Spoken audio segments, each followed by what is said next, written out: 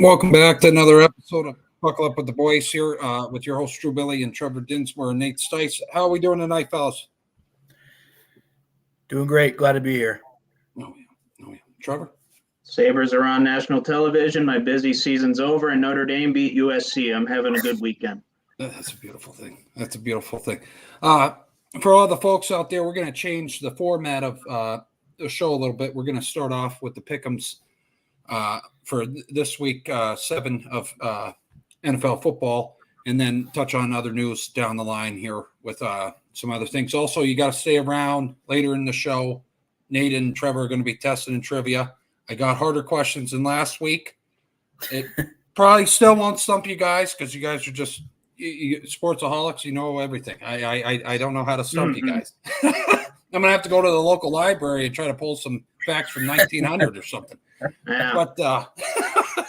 But no, all seriousness here, boys. So first matchup we got is Jacksonville and New Orleans Saints on Thursday. Who do we have in that game? Who are we excited about in that game?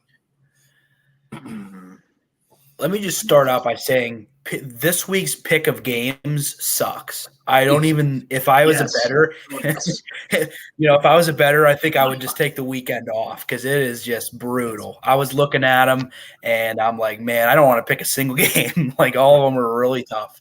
But, yeah, I'll lead that into if I did have to pick I'm going to pick the New Orleans Saints in this one.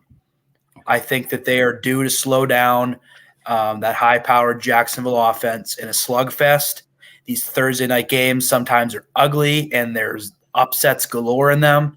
That's kind of what I'm expecting. I'm expecting a slugfest, a game that's in the high teens to low 20s, and New Orleans kind of guts it out. Couple like rushing touchdowns with, Kamara, Taysom Hill, and company, and that's how they get the win, and a few turnovers by Jacksonville. But I'm going to go with New Orleans in a close one. It's more of a slugfest style. I can't disagree with you there, Nate. New Orleans, they win, but they win ugly, and I think that's going to be the case on Thursday night here. They're going to force, like you said, probably a couple turnovers in there, and the Jaguars are going to come back to reality a little bit, but they got some easier opponents down the stretch. I think they'll still take that division and make it in the playoffs, but I think they'll hit a bump in the road this week, even after 3 straight wins. Right, and I didn't add in what the hell I have underneath the game. Jaguars are favored by 2.4 points, but I still am going to go with the Saints. They went in New England, kicked the shit out of them. Jacksonville, they're going to fall off the cliff here soon. I mean, they're playing pretty good football, but and also Derek Carr's fantasy. It's between him and Kenny right now, who I'm going to start. So that's, but not great options there, Drew. Not great options. Pretty terrible. But another game here we got. This is probably one I would stay away from because again, it could go either way. Las Vegas Raiders or Chicago Bears. The Bears are favored by 0.2 points. I don't even know how that's fucking possible. That right there tells me to stay the hell away from it. So who do you guys? I don't even know who I'm going to pick. I want to ask you something real quick, Drew. Where are you getting this 0.2, 2.4? Yeah. What's up with that? I got it off it. I got off of. Well, I'm not gonna. Well, NFL talk. I get off that Reddit page. You know how okay. I was going to say that those don't sound like spreads. That sounds like an algorithm that some genius whipped up and said, "Hey, this is who's favored by what 2.4, 0.2, whatever it is." But anyway, for copyright issues, I'll give him a shout out. Smug Joe 609. Appreciate you. Got you, Smug Joe 609 on Reddit. I dig it. I love it. But Raiders Bears. I know that's one game that will not be on my television during the 1:00 slate, unless, I'm kind of forced it. If Fox forces that one down my throat, hopefully, they might force the Giants-Commanders game. Or no, that one's on CBS. They might force the Falcons-Buccaneers game down my throat, which is better than Raiders-Bears. God, that's going to be another ugly one. Jimmy G dealing with back issues. We don't know if he's playing yet. And we know how inept the Bears have been thus far this season. It's just been ugly all around. In these ugly games, I tend to go with the home team, but I'll spread is free to the Raiders. I'll take the Raiders. And weirdly enough, I think their defense wins it for them.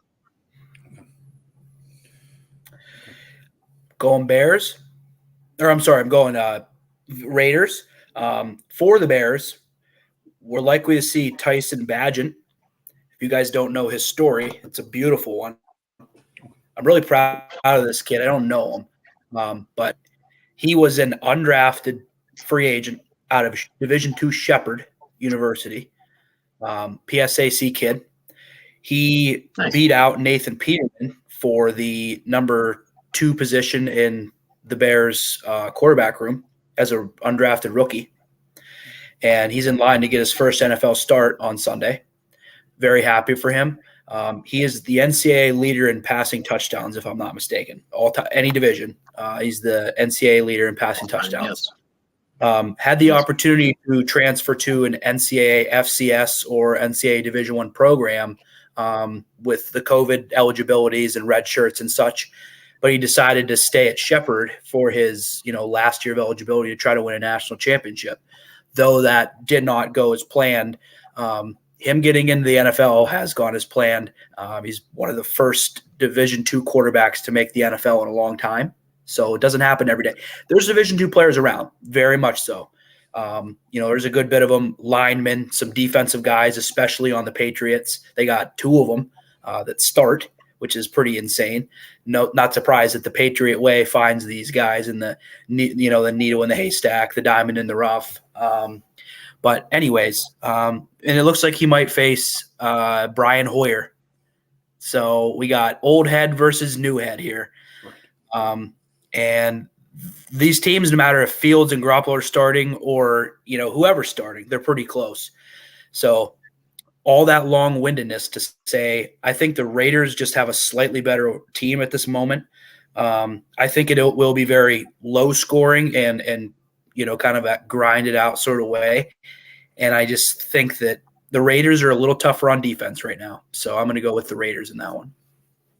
Okay. Trevor,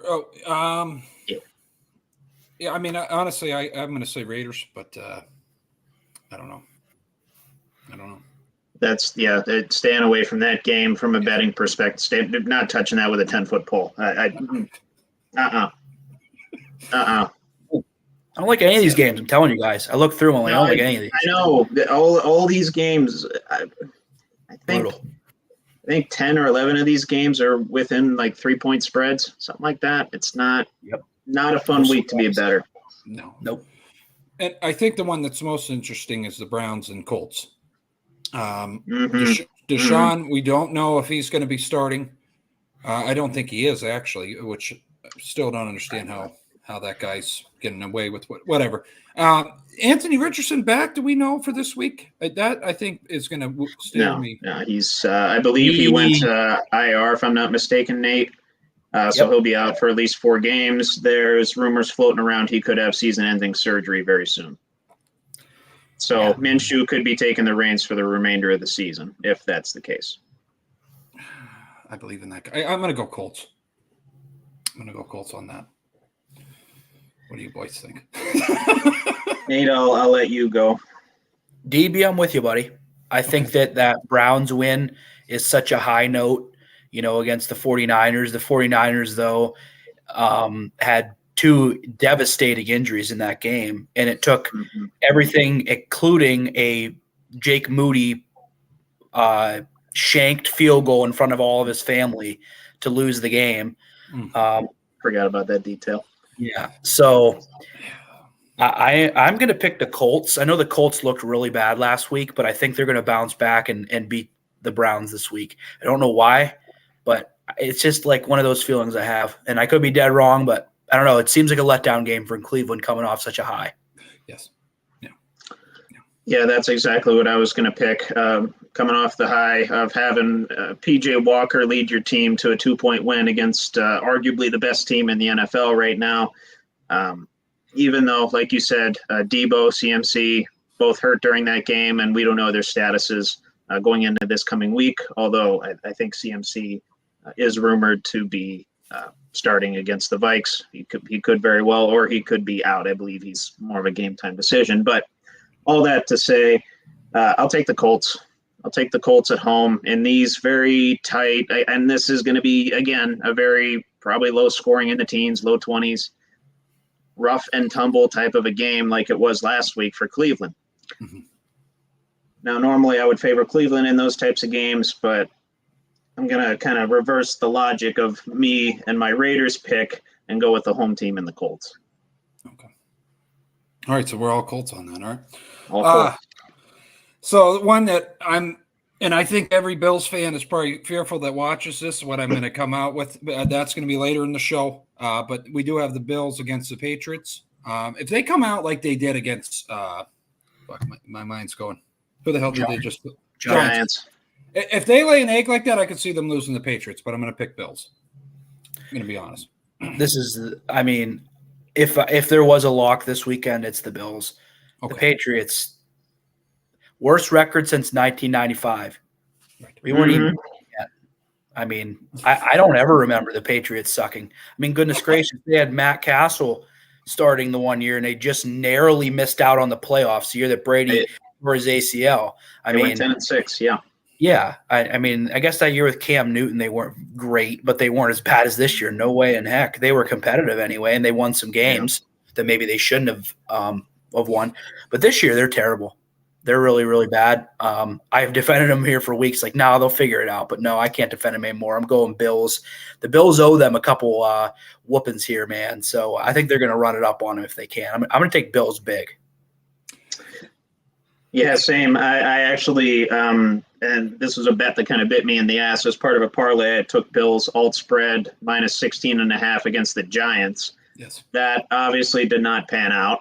I also bet on the over as part of that parlay. Couldn't have been more wrong there. But I might honestly throw the same thing out for the Bills on the road against the Patriots. Going to be a get-right game for the Bills. They're going to show us what they can do and what they can do potentially headed into a deep playoff run. Although and I heard this on the Rich Eisen show today, if Josh Allen keeps running around playing like a madman, I don't know how sustainable that will be long term, but this week, get right game for the Bills offense. I'll take Bills by 17 at least. Oh, wow. Okay. 17 spread. And we'll touch later in the show all the comments I have towards that organization because they lost me a shit ton of money. I thought, I said, hey, yes. Yep. They had and to the bettors out there, they had this beautiful special. It was Josh Allen 250 plus yards. And Diggs gets a touchdown, plus 250. I'm like, oh, let's throw a tenner on that. Well, no, fucking crazy. The amount of spit that went on my TV. Anyways, Washington Commanders against the New York Giants. Again, I think this is a dumpster fire of a game, but I think the Commanders win this. Yeah, I'm going with the Commanders. They're so up and down. Them and the Atlanta Falcons this year, I just cannot get my thumb on them and pin them down to win or lose a game. The games that I think they're going to lose, they win. The games I think they're going to win, they lose. I can't get these two freaking teams right. It made sense that I didn't get the game right, including those two teams last week. But I'm going with the Commanders because I just keep alternating weeks with them winning and losing. Although I'll say this, Tyrod Taylor was the best quarterback option that the Giants have seen this year. I know that they only scored 9 points, but the offense was more efficient other than one half of football that Daniel Jones played in a crazy comeback against the Arizona Cardinals. But, yeah, I just think that the Giants' offense is a mess. They're exhausted from selling out on defense and still losing on questionable call potentially in some people's minds. But, yeah, I think Washington has a pretty good chance to win in that one. Yeah, I don't envy the official making that call on the last play of that game there. They got it right on the play before that. Up for debate whether they got it right on that last play there. Obviously, there was a bit of a tug. Was the ball in the air? I don't know. We didn't really see a replay view of the ball being in the air while the tug was happening. And but if it wasn't called, it isn't a penalty, and Bills escaped. Yeah. Some way, somehow. I will say this though too about Tyrod Taylor, that little fumbled call at the end of the first half, running it with Saquon Barkley, then the time running out. That was probably his one mistake in that game, I will say, if that was in fact his call. I don't know whether it was, but regardless, I would take Tyrod Taylor over Danny Dimes any day of the week at this point. Although Danny Dimes is expected to be back against the Commanders, I will take the Commanders. And actually, I'll take the Commanders by 10. Giants can't score for shit. Oh wow, okay. They can't score for shit. I don't think they've scored an offensive touchdown in, what is it, like 12 quarters at this point? Yes. Pretty bad. Yeah. It's up there. Very horrible. Right. God awful. Right. God awful. And don't get me wrong, the Commanders, they're not the Bills or anything like that, but better than the Giants, I can tell you that much. They scored 24 on Atlanta last week. Atlanta has a decent defense, I'll say. A lot of veterans on that team. So, yeah, give me Sam Howell, Commanders. Okay. And then Atlanta Falcons, Tampa Bay Buccaneers. I have the correct spread up now. 2.5 towards the Buccaneers. I'm going Bucs on that. No offense to the Falcons. Again, like Nate alluded to, they're a wish-wash team. I'm not putting my money on the Falcons in any game. I'm not doing it. They're driving me freaking nuts this year. Can you figure out if you're good or not? Like the Commanders, the Falcons, and the Browns can't figure out if they're a good team or not. No. Like, can you figure it out for people that have to pick these games, please? Please, I'm begging you. Make it a little easier. Please. Yeah. Jesus. Yeah. On paper, I think the Buccaneers should win, but I'm not picking them. I'm picking the Falcons because I keep alternating picks with them. I'm going to pick the Falcons 2 weeks in a row. And if they quit letting me down, then maybe I'll start getting them right for the rest of the stinking season. So I'm going to pick the Falcons for no reason other than I'm just tired of them doing the opposite of what I pick. That's it. That's the beauty. I mean, I was going to pick the Buccaneers anyway, but Nate, you just gave me another reason to pick the Buccaneers, and that, the Falcons they do the opposite of what you pick them to do. Whether it's win or lose, you pick them to win. I'll pick the Buccaneers to win this week. I think Baker Mayfield throws a couple touchdowns too, coming off the bye. Right on. So I know who I want to win in this game. I don't know what the hell is going to happen. Detroit Lions, Baltimore Ravens. Another game I'd stay away from. I want the Lions because of the divisional battle with the Steelers. But who do you boys think here? I'm high on the Lions because of Trevor. I can't say it enough. Another tough game. Yes. Depends what Baltimore Ravens team shows up. Facts. That's really what it comes down to. But I think the Lions are healthier, and I'm going to pick them. I do think it'll be pretty close. Most games this week, I think, should be close. But yes. yeah, I'm going to go with the Lions, especially if the Lions can get out to any lead, or just if they can score more than like 21 points. It's been tough for Baltimore to score. They're having trouble running the football. They've had some injuries. And other than like Zay Flowers, they really haven't had another receiver emerge. You kind of have this, that, and the other. You never know who's going to do what in the game other than Flowers. So, yeah, I'm going to go with the Lions. They've just been playing more consistent football. So they seem like a easy pick in this game. Yeah, I agree with you there, Nate. I'm taking the Lions as well, even though they are a little bit banged up. Chief among those injuries, David Montgomery. He's been out. Well, he was out last week. He may or may not be out this week, listed as questionable as we speak. Not too much on the Ravens side in terms of injuries, but I do know this. Ravens are a rush-first team.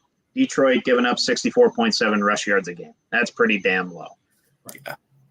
And, of course, I've been high on the Lions the whole season. You guys have known this. Yeah, I've been high on Sam Laporta, Jared Goff, David Montgomery. I was high on Jahmyr Gibbs, and I still think they're not utilizing him properly. But that's about the only thing that they're doing wrong at this point. Give me the Lions. I say they win by a touchdown on the road. Where they are 3-0, by the way. 3-0 on the road this season. Let's make it 4-0. Hell yeah. Hell yeah. Game that everybody's been asking me about, Pittsburgh Steelers against the Rams. I'm going to go shocking little caveat to this, boys. I'm going to say over 42.5 points. I think the Steelers offense maybe figures it out a little bit. And I think it's going to be a close goddamn game, though. But I'm going to go Steelers. You know that. So I think this is one of the times that I really hate to do it, but I'm going to pick against our Steelers. I really like the Los Angeles Rams offense. I think that they have a nice balance. I know Kyron Williams is probably not playing. That certainly helps, but our secondary has been shaky, and that's where this team really thrives. You know, they got some speed. They got some guys that can run some great routes between Kupp and Nakua. And Higbee's a great tight end in the middle. Yes. I'm going to go with the Rams. I hate to do it, but I just think that the Rams are a pretty good football team, and McVay is going to be ready to pick that Steelers defense apart, unfortunately. yes. Yeah, I can't argue with anything you said there, Nate, especially with the Rams wideouts. They're just on fire right now. And with the way our secondary's playing with Pat Pete, Levi Wallace, and the way we're not playing JPJ, we need to play him. Please play. I don't care if he needs to work on his tech. He can defend. He has a 0.0 passer rating against him. Put him in the game. It's not that hard. That being said, I will pick the Steelers to find a very, very weird way to win this game, whether it's a defensive touchdown, whether it's, somehow Gunnar Olszewski pulling a return touchdown out of his ass. Stop. No, that's probably not going to happen. I'm not. Don't say that. Don't say that on this program ever again. That's No, I know. You and Gunnar, I thought you and Gunnar were best friends. I thought you were jealous of his hair, his Fabio-like hair. I donated mine to Locks for Love, but it was really to Gunnar. Yeah, exactly. So Gunnar's hair was yours. Gotcha. But no, Steelers find a weird way to win, and another stressful, heart attack per quarter type of game for Steelers fans. Deciding factors, defense, and the fact that it's going to be majority Steeler fans in SoFi. Yeah. Okay. And Boswell, because he's our best And offense. Boswell. Hey, he has not missed a kick this season. Yes. Yeah. Yes. No, I think, it'll be a game that people will be shitting their pants, and I'll probably have a heart attack, but that's beauty in watching sports. Would it be a 2020 Steeler game if it wasn't? Because that's what this freaking decade's been. Just every game is so freaking close, except for like a couple random blowouts, like the Bills and 49ers and a couple other randoms. But other than that, we have not blown anybody out, and we've literally been in every other game. Right. I think we blew Cleveland out once. That was it. With a backup quarterback. I think Jacoby Brissett was playing that game for Cleveland. Yeah. It was a few years ago. But anyway. Cardinals and Seattle Seahawks. Interesting game here, fellas. Staying away from this? No. Seahawks all the way. This is a game I feel pretty safe to say that I think that Seattle's going to be in good shape to win this football game. Arizona's going through some injuries at running back. They certainly missed James Conner. They did okay, but I think that teams are just kind of wearing this team out. They started out hot. There's a few teams that do that. They exceed their expectations. I think Arizona did, but I think that Seattle will be ready. They're going to be pissed coming off of a loss that they should have honestly won against Cincinnati. That was a pretty big game. Division rival. I think that Seattle will be ready, and they'll take care of business against Arizona. Okay. Yeah, Arizona defense kind of been faltering these past few weeks. Seattle, we know how they can hum on offense when they want to, when DK Metcalf, Tyler Lockett, and Kenneth Walker III get going, especially, Kenneth Walker. He's on my fantasy team. I was glad he was back this past week. I think he had a couple touchdowns. So, now, give me the Seahawks. I'll say Seahawks by 10. Arizona keeps it fairly close in the first half. Seattle pulls away in the second half. Oh, right on. Green Bay Packers, Denver Broncos. Let me just open this up for everybody out there. The Broncos are the worst combination of a team I've ever fucking seen. You got a digressing superstar at one point quarterback that cares about being in, I feel, a Fabio commercial, maybe L'Oreal, Subway, Gucci, Louis Vuitton, what have you. Mm-hmm. And then you got Sean Payton, who's basically coaching like Kevin James in that movie. I think actually Kevin James was better than him in that movie. Could have been. I'm going. That's a very long-winded Packers all the way. No questions asked. It's hard to pick for the Broncos right now, and I'm not going to start here. This is a game, again, I'm probably not going to watch. I'll catch it on Red Zone. I'll catch the key plays. I'll catch the highlights on Sunday night. If there are any highlights, we'll see. I don't know, but give me the Packers. I'll take the Packers, weirdly, by a field goal. They used to playing in, cold-ish, although it's supposed to be kind of 60 and sunny in Mile High Denver. Right. But, yeah, I'll still go with the Packers. I just can't pick Denver to win anything right now. And a little fun fact for you, Drew Lock has a better win percentage as a Bronco than Russell Wilson does. He told me that just as we all expected. I think it's about 10 percentage points higher. I think Drew Lock won like 38% of his games. Russell Wilson has won 26. It's a wild. Rough. I miss the more bathrooms in his house than touchdown passes tracker for Russell Wilson that went on last year. Yes. Yeah. I miss that. I think he's off to a slightly better pace. Yes. This season. Yeah.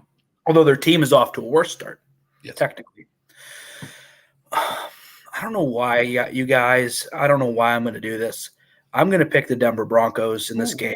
Ooh. I don't know why. I mean, this game sucks. Jordan Love, I crown this kid. I'm like, man, this kid looks good. And then okay. I was mentioning the Falcons and Browns as teams and Commanders as teams that can't figure out if they're good or not. We also have players that can't figure out and quarterbacks that can't figure out if they're good or not. Desmond Ridder is one of them. And Gardner Minshew is kind of one of them too. Like he keeps going back and forth. We, Dinzy, myself, and a couple of our other friends crowned him this weekend, and then he goes out and stinks. He goes out and absolutely stinks. Jordan Love, another one. Figure out if you're good or not. Like, are you good or are you not? Like, just make up your mind. But I don't know. I have this weird feeling that Denver is going to win in like this super sloppy game. The Green Bay Packers receivers are just not getting the ball. Aaron Jones has been hurt. They've been loading the box to stop A.J. Dillon. So I think it's like another grinded out game, sloppy, that Denver somehow pulls it out. I don't know, but I have no reason to pick them. I can't even hardly rationalize myself, but it's just this weird feeling that I have that they're so freaking due to win the game. Yeah.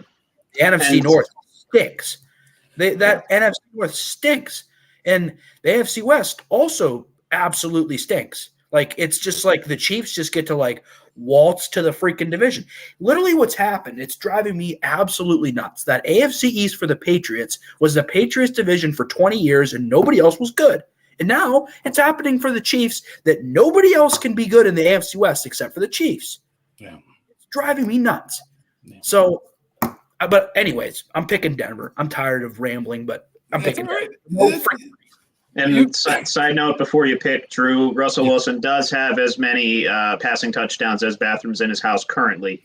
12 passing touchdowns, 12 bathrooms in his house. Can't happen this season. Can't lose one, so fuck it. Right. Yeah, that's right. Can't take away touchdowns.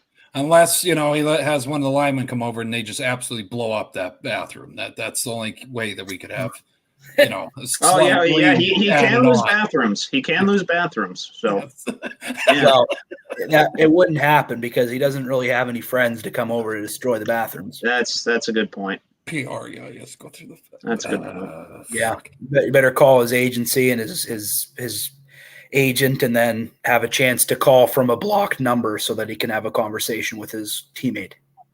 Jesus. I've never met a more diplomatic athlete in my life. Like I've never heard of anybody more diplomatic as a professional athlete ever. And there might be examples, but I haven't heard of them. And if there are, please enlighten us, because this is just this guy. Like, and the fact that the Seahawks kept it quiet for that long is craziness. Right. I mean, the only guys I could see maybe being like that, but they weren't Kobe and Jordan. I know it's a different sport. Yeah, they weren't. like No, if they they weren't. were your teammate, if they were your teammate, they gave your number. You know, like how many people have said that they talked with Kobe through text message or Instagram Right. or Twitter or whatever? Thousands. Like I don't Oh, think. yeah. Oh, And yeah. sure, I'm sure some of these bozos are lying, or Kobe answered them one time, but still, like, Right. have some freaking decency. Like, I know you're come not even on. close to that pedigree of, you know what I mean? It's wild to You're me a a little great bit. athlete, Russell Wilson, but holy crap, you were a third-round pick that exceeded everybody's expectations. Don't forget they signed Matt Flynn for a lot of money, bud. They didn't even think much of you, and you somehow snuck in. And now you got your money. You get to throw it all over the yard, and you stink. Yeah. Sorry, done with rant about him. All right, no, you're good. Los Angeles Chargers against the Kansas City Chiefs. I think this is going to be a high-scoring game, boys. I would really like the Chargers because I can't stand the Swifties out there. I'm calling out you motherfuckers. But Chiefs are going to win this game. Chiefs are going to win it. But I don't want it. But it is what it is. She's going to be at that game, though, because it's at Arrowhead. So, of course. Yeah. Right. Yeah. Right. Yeah. Cardinal sin of football is to bet against the Chiefs right now, at least to win. Of course, against the spread, they're a little shady. Yes. But yeah, as much as it pains me to say it, Chiefs in a high-scoring game, like you say, Drew. I think that'll be quite the shootout. Over/unders 48 on that. I think they go well over that. Yeah. Very high score. I'm gonna go Chiefs. I'm gonna take the under though. Taking the under. Ooh. Yeah. Okay. Chiefs offense isn't that great right now. No. They have some soul searching to do. And when I mean soul searching, it means go get a dang number one wide receiver. It's not that hard. Go get somebody. Like you can run this sucker back. You let everybody go. Go get Hardman back. Go get Adams. Go get somebody. Mike Evans. I don't know. Figure this out. You know, they have Justin Watson who dislocated his elbow. He was doing better and better and better. That sucks for that kid, another Western PA kid. So that's tough. Sky Moore just hasn't quite emerged.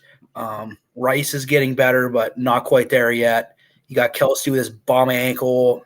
I mean, arguably, you know, their best receiver other than Kelsey is maybe Jerick McKinnon right now and Noah Gray. That's pretty bad. Dare I bring up Rashee Rice? Yeah, right. I mean, and Rice, like maybe Rice. You know, there's just not a lot of options on that offense. They've been running the ball more with Pacheco, which I would too. The dude's a freaking beast. Yeah. But yeah, I'm going to say the Chiefs in a lower scoring game. You know, maybe high 20s, just under. Okay. No, and I have to throw out there. If you look at Patrick Mahomes' stats this year, not good at all. I mean, they're decent. No. For him, right? You know what we've seen. But if I was, wanting to get a number one wide receiver, Devontae Adams wants a goddamn Super Bowl before he retires. So that's all you got to sell to that guy, and maybe throw 10. I don't know how they work. You guys know the contract system better than I do. Maybe throw 10 mil for him to come over. He's going to take that just to win a fucking Super Bowl if he has a chance. I think. I mean, honestly, it's going to be tough in your own division, but still, if it's happened before in the past. I don't know who they go get. There's teams that are leveling up. Like the Dolphins, what do they have to lose? They go get Chase Claypool, and they're going to play him at tight end and receiver. Because why not? I mean, what do you have for? Gronk wants to come back too. Oh, they were so stubborn this offseason. They're like, Juju can go. We'll let Jones sit on the sideline for week one, and then we'll get no pass rush, and then magically sign him back, and our whole dynamic changes. Right. Like, can you go help yourselves? Like, you have a chance to run the sucker back. Quit being stubborn and stupid about this. And I'll also say this. People haven't really mentioned it that I've seen. Eric Bieniemy looks like a pretty good coach this year because he's taken Sam Howell in a team that's been one of the worst organizations in the last 20 years. Now, granted, ownership's part of that, I personally believe. Oh, yeah. With coaching hires and such. But Eric Bieniemy, he's done a pretty good job. this late round rookie, although Howe did slip in the draft, but yeah, no, he's done a great job, and they're missing him right now because I think he would have had a bigger say in keeping some of this personnel if he was standing there and be like, no, nah, we'll use these guys how we use these guys, and we need to keep some of the people that were around first for another reason. Another disappointment for the Chiefs has been Valdez-Scantling too. Oh, yes. I mean, I hate to use this, but I haven't heard much from him. Yeah.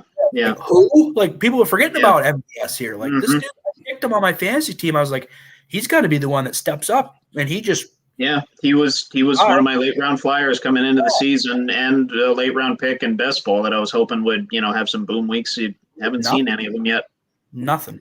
So no. But moving on here, fellas. The game of the week, in my opinion, the Miami Dolphins and Philadelphia Eagles. Again, this is even a high superstar game here. I don't know who the hell I'm picking. I have no idea. I want to say Dolphins, but the Eagles. Every time I bet against the Eagles, I get fucked. So I don't. What do you boys think? yeah. Great. It's a great point. I think I saw Lane Johnson on the injury report for the Eagles. One of the best linemen in the NFL, an absolute stud. So maybe not having him, that's not great. This Eagles offense is very stale at the moment, which is crazy because I don't know what happened. Like it just kind of happened pretty quick. But yeah, I'm going to go with Miami. I know that they're down, a Cheney or whatever the heck his freaking name is, but still, Kane, whatever the heck your name is, dude. I'm sorry I never get your name right on this program, but I'm going to get it right eventually someday. But your buddy Mostert, he keeps running in the touchdowns while you're absent here instead of you guys splitting them. And Tyreek needs like 100 and some odd yards, and he's going to be at 1,000 yards in like 8 games. The dude's on fire. Waddle gets some touchdowns, and then these no-name guys make these goofy plays for them week after week on offense.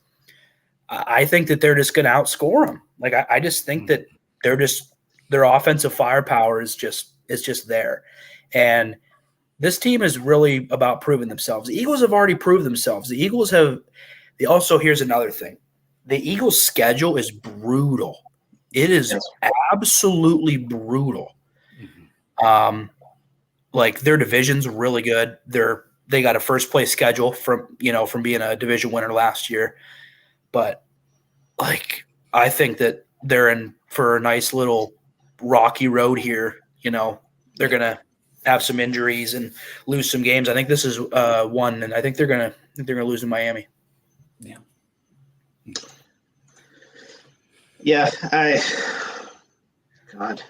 Eagles offense has been very anemic by their standards, not very good.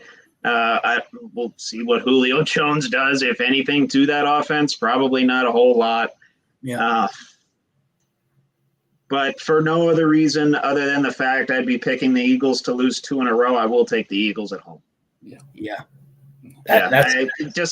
No real explanation or analysis for it. I just cannot pick the Eagles to lose 2 in a row. Let alone 2 games to the AFC East. Yeah, and I hear you on that too. I don't want to pick against him either, but Miami can just score. That's the only reason that they can, and the Eagles could be missing Darius Slay again. Could be missing a couple key secondary pieces, and Miami could easily go in and light them up. They could easily go in and light them up, but it is a night game. It's going to be fairly windy, I believe. I think that plays into the Eagles' favor. Yep. Although, I'll take the Eagles to avoid the 2-game skid. Yeah, although the other thing about the Dolphins, we said it earlier in the season, and I think the next week that's the game that they had freaking 10 rushing touchdowns. The Dolphins aren't running the football. And now all they do is run the football. I think Mostert has like 11 touchdowns. I mean, it's insane. Yeah. This dude's on fire. But yeah, that's a tough one. Another tough game. This weekend slate sucks. It sucks for bettors, but good for fans, hopefully. Yeah. Just don't want to throw in there, Brad. Trevor knows him from PlayStation. Over and under 51.5 on the Eagles Fins. What are we thinking on that? Oh man, probably why it is the line, huh? That's pretty good. Oh yeah, Vegas knows what they're doing, baby. The Haas always wins, and they're probably going to win whatever way I pick it. So yeah, I'll go slightly under. Okay, because these what has been going on the last 2 years with primetime games? Very interesting. What was crap? That's true. Yeah. Can anybody score on primetime at all? Please. I mean, holy crap. It's either nobody can score or it's a blowout like San Francisco Dallas a couple weeks ago. Yeah, yes, 100%. One team gets 40 and the other team gets 2. Yeah. It's like, come on. Yeah. Like I'll take the under as well. Oh, yeah. I'll agree with you. I'd go under. And I just want to call out there's sometimes I think that the refs play a factor, but again, to the people that say it's scripted, you wouldn't want to script your mainstream headlining games to be shit if you want people to watch. Just want to throw that out there for you. Yeah, that's true. You wouldn't think, but the thing about it is, if they stink and some of these teams like both equally stink and one team wins, then it's like they get all these headlines about like well, you're right. The Giants 0-4 in primetime. I mean, gosh, they're getting creamed. New York media is creaming them. You sign Daniel Jones, $40 million. You get Barkley back, still can't score. You get better receivers. You get Darren Waller. You don't get him the ball. Like, Daniel Jones is in trouble. Oh yeah. I mean, you got a 32-year-old Tyrod Taylor come in there and he's fucking gunslinging. I thought putting balls in places Daniel Jones can't even fucking get to. At least he's trying. Oh my God! Yes. Oh yeah. Well, like I told you guys, the only mistake he made was that play call at the end of the first half. That was about it.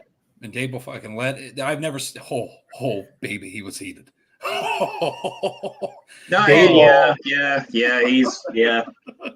Dayball. Yeah. He's good. Yeah, he was mad. He was mad. His whole face and head were red.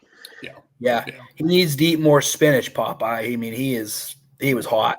He gets pissed. Oh yes.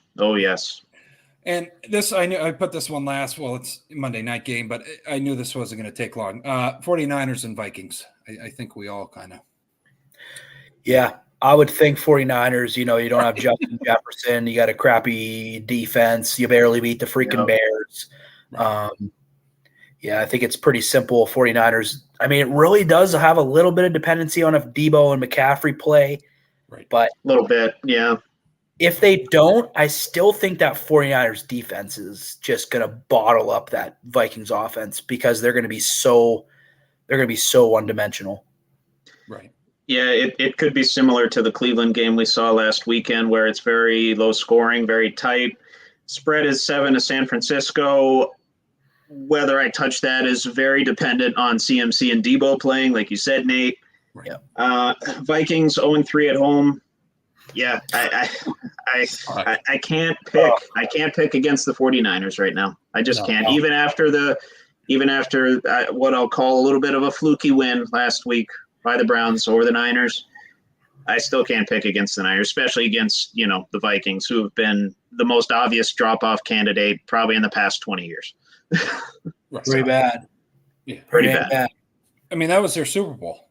It doesn't even fucking matter if they win any other games. They beat. I mean, if the 49ers go on to actually do stuff in the playoffs, yes, the Browns that was their Super Bowl. So that's good for them. Good for Cleveland. You won a regular season game. Good work. But before I get to because there's a lot of rants coming here to the people watching right now and future watchers. Do you guys have anything before I go on it? Just an absolute dare. Go ahead, Trevor. Any college pick'ems or anything? Because I don't want to take over. No, that's okay. I did want to touch on Aaron Rodgers, his status. Oh, okay. Yeah. Unreal. No, I know. Yeah, very, very, very weird. 5 weeks after surgery and after tearing the Achilles, he's on the field throwing. Yeah. Kind of unbelievable, unprecedented for this type of thing. I know he had some weird type of surgery done by an overseas doctor. J.K. Dobbins had the same surgery, and now he's, just kind of Rodgers still at the rehab facility in California working through some things. He said on the Pat McAfee show there's logical steps to this, but no real timetable. Right now, he's just doing light throwing. He needs to get jogging, get some explosive movements, which it helps that the Achilles tear wasn't on the back foot, which is, the one that it's more likely to be on, and that's more key to the motion of throwing the football. So that could help things, but obviously Rodgers, he said kind of the timeline of events that need to happen: jogging, explosive movements, needs to start practicing, and he needs to get out there pregame warmups. And this is obviously all dependent on Saleh and the staff, everybody signing off on everything, making sure he's good to go, and making sure that that's not going to affect his play moving forward. He also said on the Pat McAfee show, due to the nature of his injury, stretching the Achilles, not good for him right now. Strengthening it and stressing it, that is good for him right now. So not doing a whole lot in the way of stretching the Achilles. That's very bad for him right now. But he is, trying to get it in working condition to potentially return late December, early January, which is just mind-boggling to me. But I got to throw out there, they better be drug testing him. It wouldn't be random if it, but. I mean, unless he went down to the doctor down there and, where the Congo or wherever the hell he went, and you can't test for a spell, I guess. Yeah, no, I know. I know. Well, he did say, too, and this is like the most Aaron Rodgers thing that he's ever said, maybe other than modalities of the Achilles tear or something like that. It also comes down to, and these are his words, manifestation of the desire to play football again. That's – yeah, that makes sense. That makes sense for him. He's an interesting cat. He's an interesting cat. Man. He is something. And just a side note here, because I'm a fan of this movie, he was wearing a Planet of the Apes shirt on the Pat McAfee show. Of course he was. Shout out to him. Yeah, it makes sense. Yeah. Just a little nugget there. Oh God! What a strange human being. Anything else? Well, yeah, I did want to talk about the Olympics. Okay. Real quick. So the Olympic Games are adding, I think it's 5 new sports to the tally in the 2028. Was it 6, Nate? Yeah, because they're counting baseball, softball as the same sport, but. Technically 6. 5, technically 6. Give it 6. Just say give it 6. Okay. 6. It's not you. It's the people. No, I know. The article I read said 5, and they did exactly what you said they did. They combined baseball, softball, which fair enough. So 6 new events come into the 2028 Olympic Games in Los Angeles. Those being flag football, squash, cricket, lacrosse, baseball, and softball. See, I separated them out there for you, Nate. There you go. Well done. Yes. Yeah. Appreciate that. But yeah, a weird thing too I wanted to touch on, they're bringing flag football to this, and the Olympic Committee is considering letting NFL players get involved in this whole thing, which would create a Team USA with basketball type of situation. Obviously, there's a good bit of foreign-born players, 113 as of week 5 in the NFL, but still a lot of the more dominant players, a lot of the most talented players from the States, and they would obviously tear the shit out of everybody else in that event. So interesting little conundrum there, and interesting that we're kind of moving toward flag football in the NFL anyway. So it's kind of fitting that, they're adding flag football to the Olympics and letting the NFL players go to that as well. But and just a couple of side notes on the other sports. Cricket hadn't been played in the Olympics since 1900. It's actually India's most popular sport. Of course, India, second biggest country in the world in terms of population, 1.4 billion people. That's their biggest sport. Weirdly, hasn't been played in the Olympics since the start of the 20th century. So, and similar to lacrosse, which obviously that's an up-and-coming sport pretty much at all levels at this point. And honestly, it's a sport that I might get into as we go forward here. Especially if the Sixers keep doing what they're doing, I'm going to have to find another sport to replace basketball. And especially if James Harden keeps doing what he's doing, I'll tell you, I was. Side note: he practiced one time in like a 14-day camp, driving me absolutely insane. But all that to say, I might need another sport to replace the NBA. Lacrosse could be it. It looks like a fun sport to watch. That was the only team I was a fan of in Buffalo, was the Buffalo Bandits. If people had me on social media, I'll tell you right now, that sport's awesome. Oh, yeah. I like it. You beat the shit out of each other. I love it. Yeah. Yeah. Similar to cricket, that event hadn't been an official Olympic event since 1908. And it was played in an exhibition style in 1948, but was never officially brought back as an event. Wow. Yeah, and I also read more U.S. children right now, ages 6 to 12, play flag football than tackle football. That also makes sense, with the whole player safety initiative and everything of that nature. And I don't want to say helicopter parents, but we see more and more of those now than we did when I was a kid. I'll just say that much. Karen. Hey, my mom's name is Karen, and she whipped my ass. Okay, she's a sweet woman. I did not know that. I rescind that comment.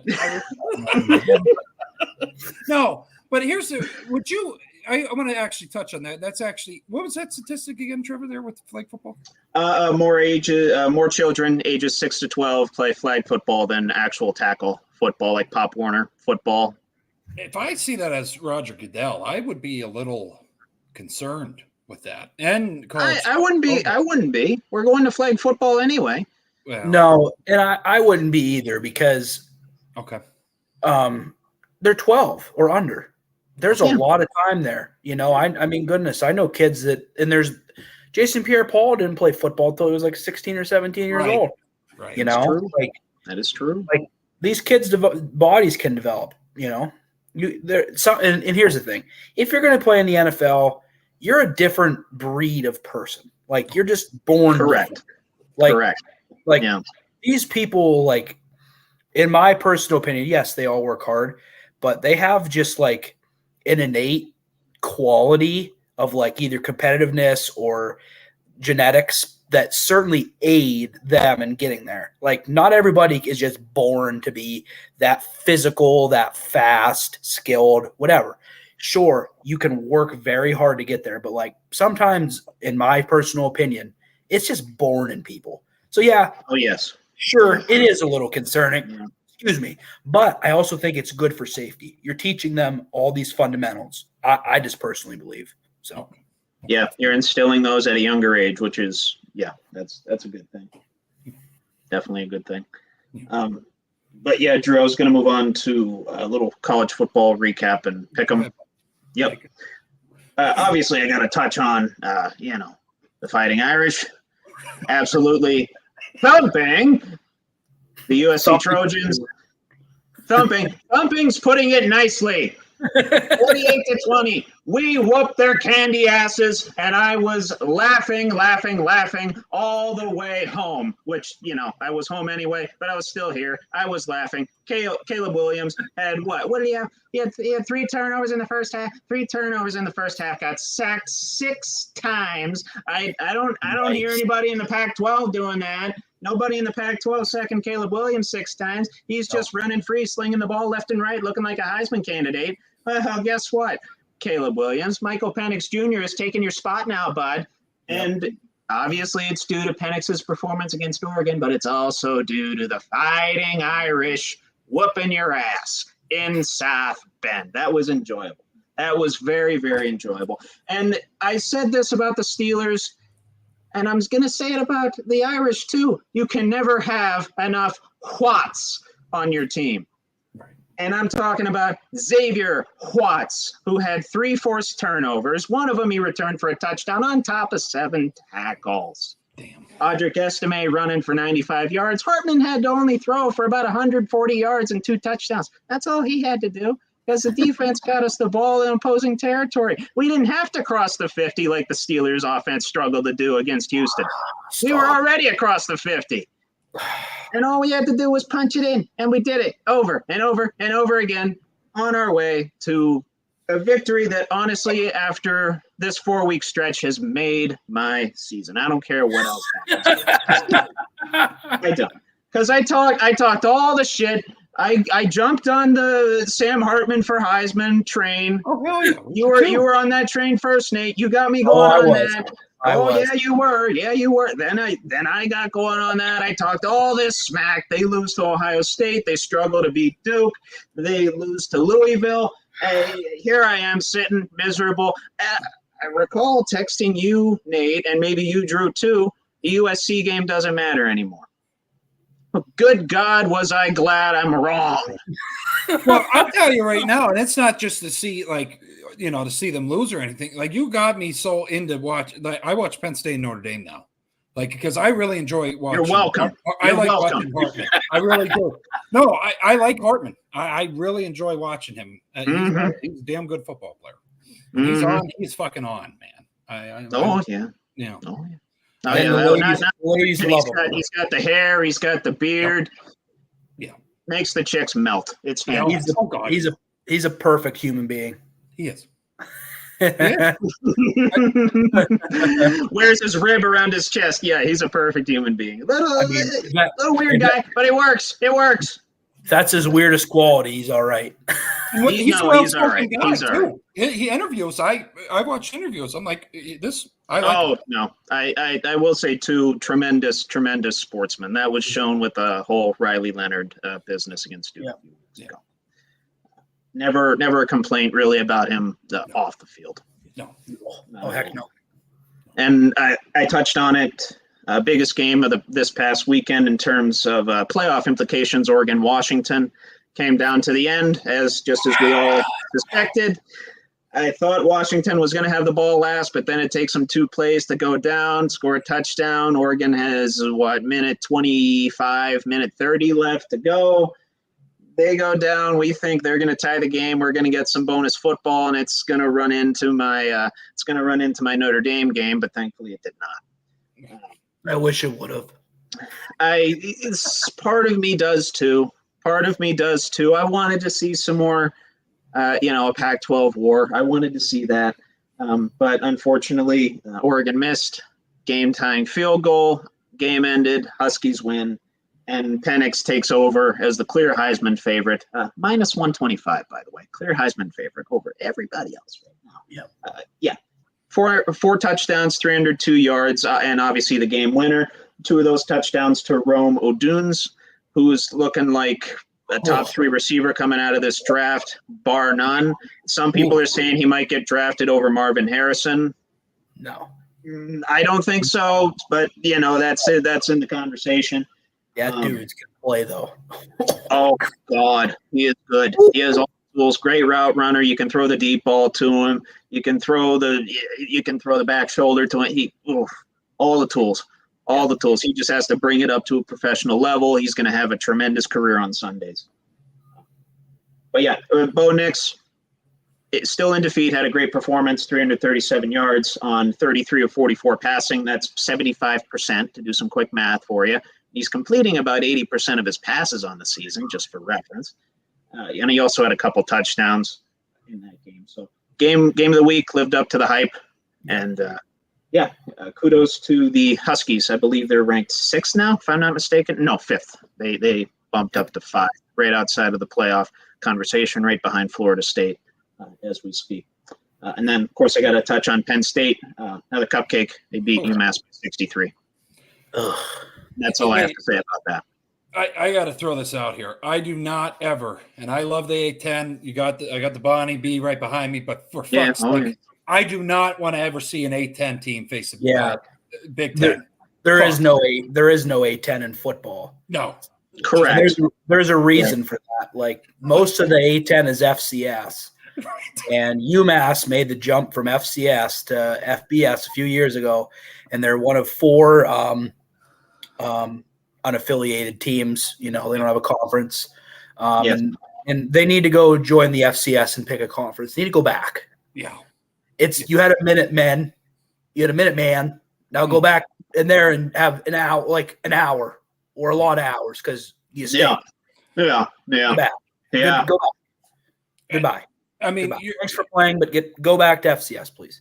Well, and I was watching it, and it's just like they can't do shit. They couldn't do shit. Their quarterback, how did he make it out of the game? I don't know. That man was absolutely tattooed. Yeah. On every play. Yeah. Pretty much. Yeah. Like, holy crap. I think I'd have been catching the ball and just throwing it to the ground, spiking it, and saying, at least I didn't get touched. Like, because this is the fastest pass I can complete or get close to not getting hit with. It was horrible. And sorry to take over your segment, Trevor. Yeah, sorry, Trevor. Yeah. I hate. That's all good. It's all good. I hate that Penn State has played Iowa, Northwestern, Delaware, and freaking UMass to get ready for Ohio State. Yeah. That's horrible. Yeah. Horrible. Mm-hmm. And sure, I understand Iowa's ranked, but like they won 15-6 this week. 15-6. Right. Uh-huh. Against a Big Ten without Cade, but still. Even with Cade, he was completing like 50% of his passes. He doesn't make that much of a difference. He's like a marginal difference for them. Correct. Yeah. Everybody like crowned that dude. They're like, oh, he's going to take Iowa's offense to the next level. Right. Nobody can. Right. Nobody can. I got to throw out there too, and everybody was like, people were texting me because the college pick'em, me and Nate are in. Trevor. Yes. Yes. And they're like, why the hell aren't they pulling? I forget the guy's name, and I should know it. The starter for the Penn State. Fuck. Bright. Hour. Yeah. Why aren't they pulling him? And I said, and people don't get offended by me bringing this guy up. He's still one of the greatest coaches. He just caught up in some shit. Joe Pa, he wouldn't do that. And I think that's what would fuck them back in the day with standings. Franklin realizes we got to run this fucker up to stay, in rankings. You know what I mean? Like people don't understand.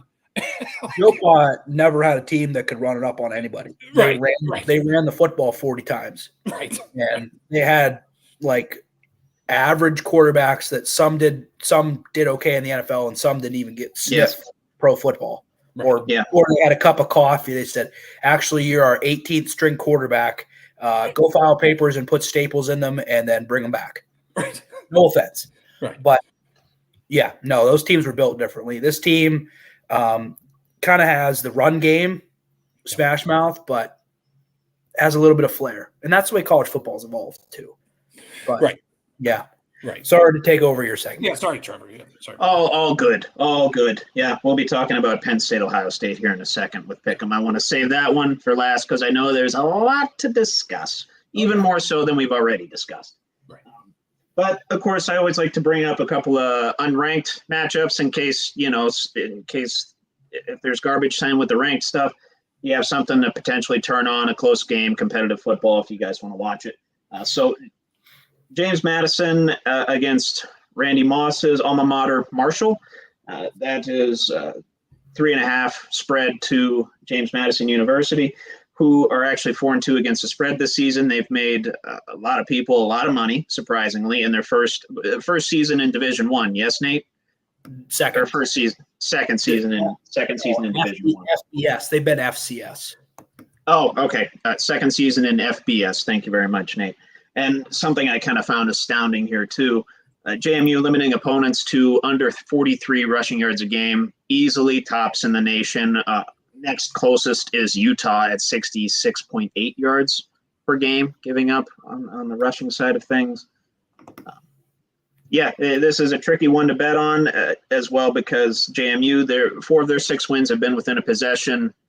But obviously, like I said, 4-2 ATS, and they are favored by 3.5 on the road against Marshall. What do we think, boys?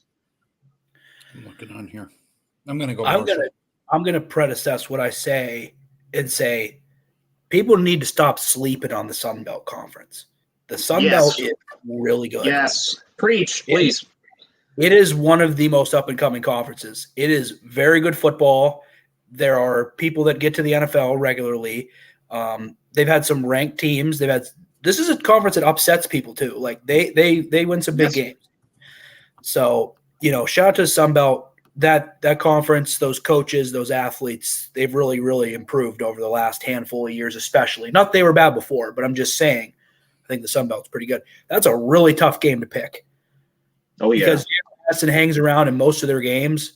They did have a big upset win against Virginia. Even though they were favored still, you probably shouldn't beat in-state rival Virginia, understandably, even if they were favored on paper.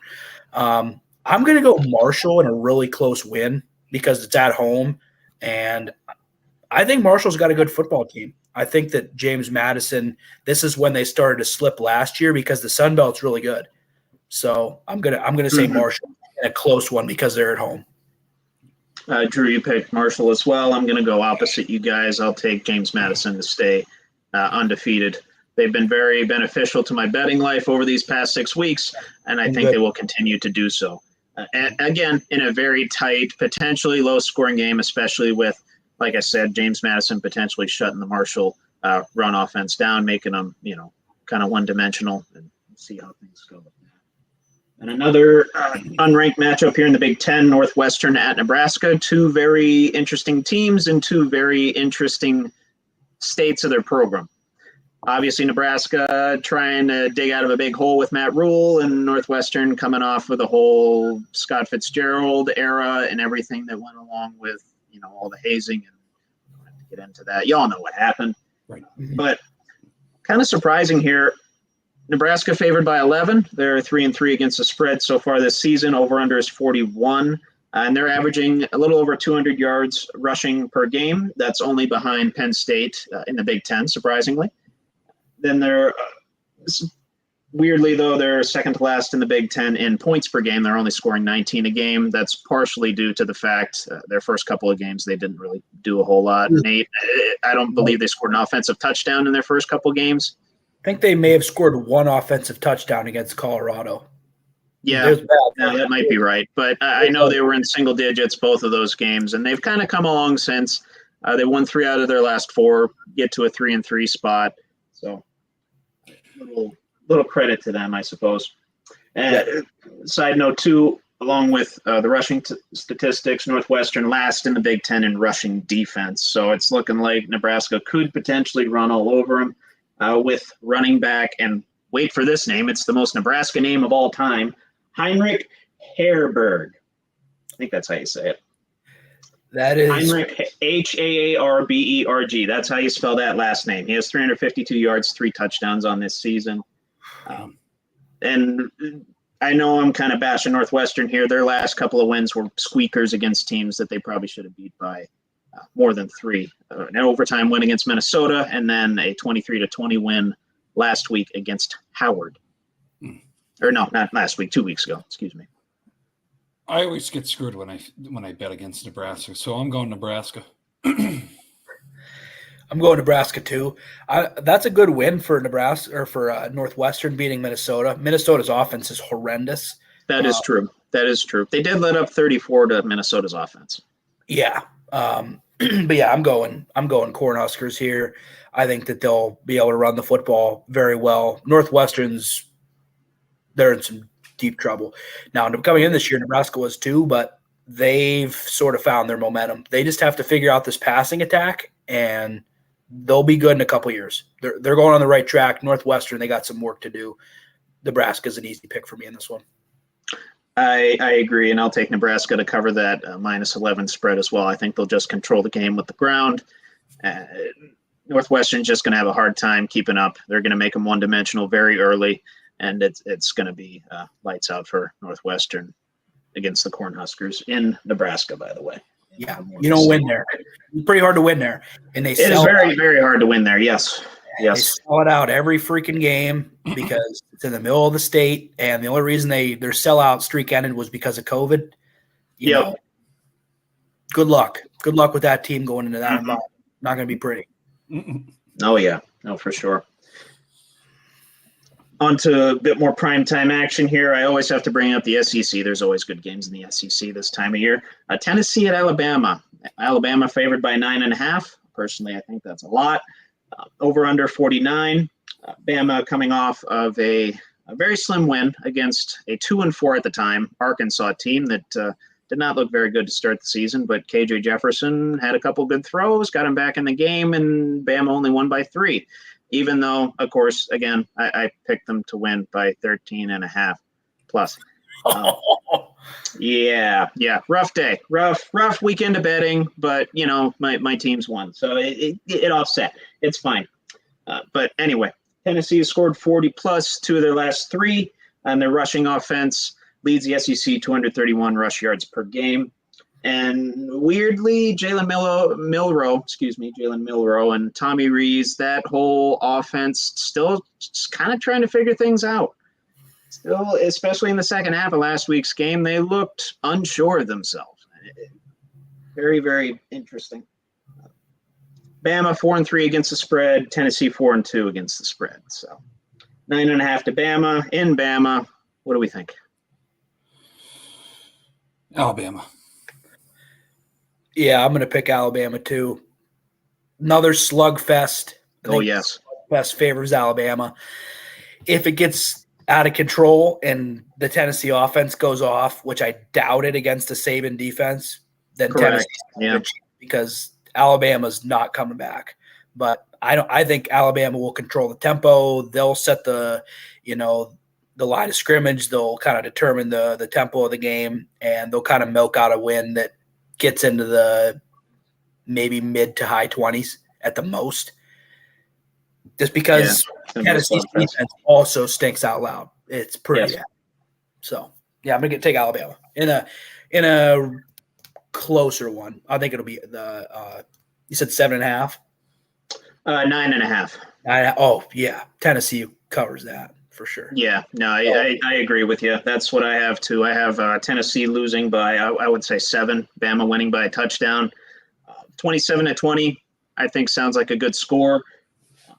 And again, with Bama potentially struggling in the second half to pull away, Tennessee somehow making it a close one like Arkansas did last week. I could see the exact same thing happening this week. Weird that Bama's offense, they just don't know how to fully close out games right now. It's very weird. Yeah, they're winning, but it ain't pretty. They're winning. No, it doesn't have to be. But, it is what it is. Moving over to the Pac-12 here. I know we just touched on USC. I bashed them for a little bit, and now I get to maybe raise them up a little bit. We'll see. They play Utah this weekend in Southern California. USC favored by 6.5, over under 56. USC, of course, after the Irish lost to the Irish, they dropped to the number 18 spot. They were top 10. They were number 10. They dropped all the way to 18. And, of course, we know the situation with Cam Rising. There's rumors now floating around they just might redshirt him and go with Nate Johnson the rest of the way for Utah. So, and obviously much less explosive passing offense for Utah with Nate Johnson in there versus Cam Rising. Nate Johnson leading the Utes to 149 yards passing per game so far this season. Very brutal. I mean, you talk about winning ugly like Bama has, Nate. Utah has also done the same thing. It hasn't been pretty. But the Utes, they're 5th in scoring defense in college football, and they're tied with the Trojans. Both teams have 22 sacks on the season. So could be a weirdly defensive type of Pac-12 game, similar to Utah and UCLA a few weeks back.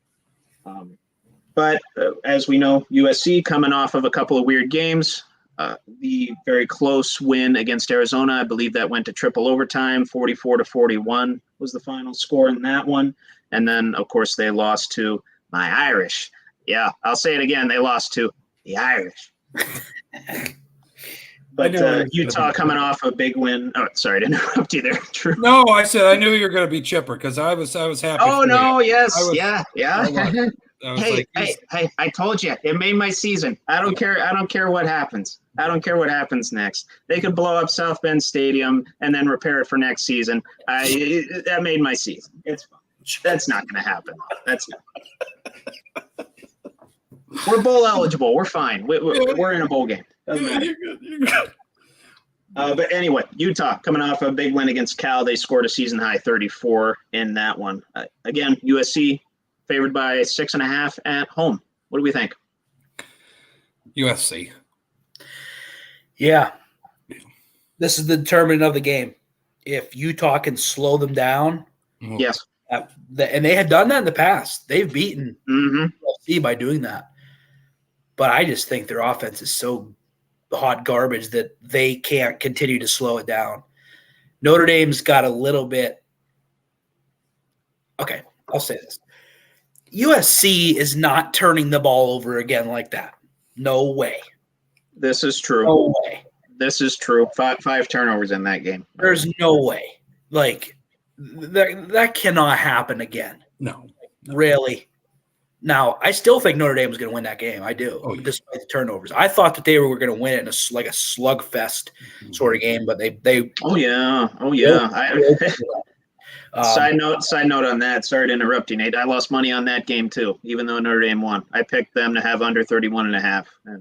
I would have too. The way that offense was rolling. Oh my goodness. Well, I didn't expect the defense to have 2 turnovers to set us up in the red zone pretty much right out of the gate. Yeah. Then another one to set us up around midfield, and we made a 46-yard touchdown out of that. Yeah. It also helps that USC's defense is absolutely horrendous, and their freaking defensive lines suck. Correct. But I think that what's going to happen is USC is going to win, and Utah is going to score points in this game, and USC is just going to win like 40-something to 30-something. Okay. So taking the over. Yeah. Taking the over, USC to cover or no? USC doesn't care about doing the things that it takes to win games. They care about scoring points and like they don't care about defense. Their mentality, and I hate this, is just like, we gave up some points, we'll go score again. It's because it's Lincoln Riley, and he has to score. That's exactly what happens. Care about defense. He doesn't invest in it. Well, an offensive-minded coach. No kidding, Lincoln, but that's why you don't win the playoff, buddy. You get there, but you're playing dog poo defense all the time, and you went from one dog poo defensive conference to the other dog poo defensive conference. You just misplaced the problem. Like, Oklahoma, USC is not that different NIL and that different recruiting-wise. You're pretty similar. So, rant about Lincoln Riley. Play defense, bud. Okay. USC. Drew, USC as well. Yeah. Oh, yeah. It just was a snowball effect against Notre Dame. They just kept fucking. That is true. And Notre Dame, I will admit, they made the score look good. They piled it on at the end. I loved touchdowns late. Yeah. No, hey, I didn't say I didn't like it. Right. No, and I just their offense is high powered, but their defense sucks. That's what I saw. I'll take USC as well. Not to cover though. I don't think they cover 6. Okay. I think the over hits, high scoring game, USC by 4.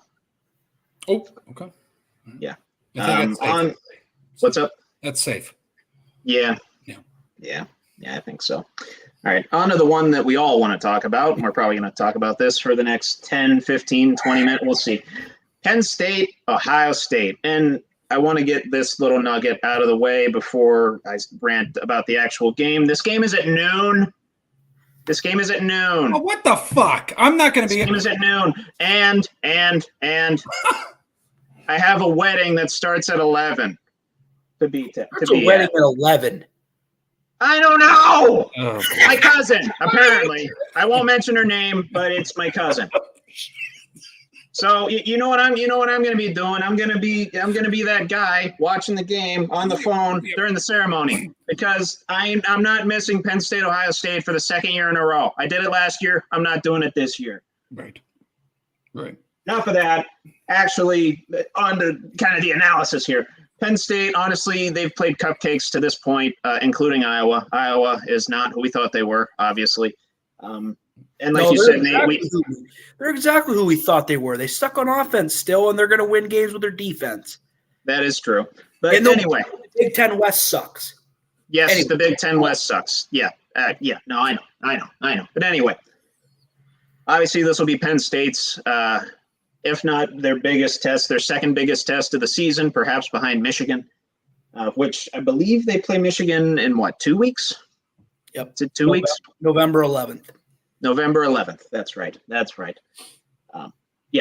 OSU favored by 4 at home, and Ohio State, they lead the series 23-14, 23 wins, 14 losses. They've actually won the last 6 dating back to the Grant Haley game. We all remember that one. That was epic.